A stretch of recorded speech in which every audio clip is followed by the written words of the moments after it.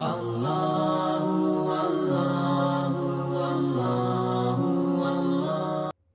علیکم ورحمۃ اللہ وبرکاتہ شیخ. وعلیکم السلام ورحمۃ اللہ وبرکاتہ. اللہ آپ کو جزائے خیر سے شیخ.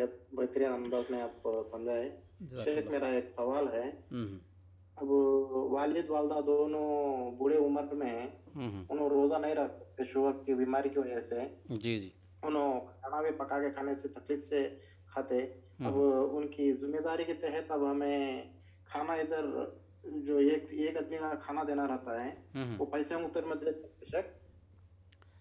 ہاں، جو معذور ہیں، معذور میں ایسے بوڑھے بھی آ جاتے ہیں اور ایسی عمر رسیدہ خواتین بھی آ جاتی ہیں جو روزہ رکھنے کی طاقت نہیں رکھتے ہیں.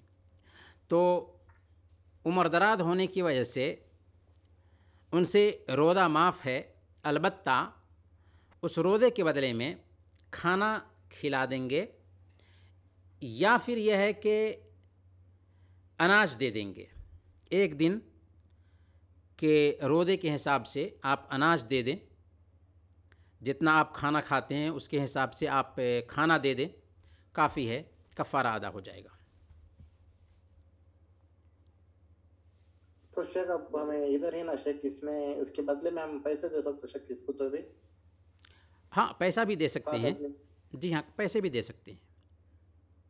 جزاک اللہ خیر شیخ. جی، چاہیں تو آپ ایک مہینے کا یکمشت دے دیں، اور چاہیں تو آپ ہر دن کے بدلے میں ایک غریب کو دے دیں.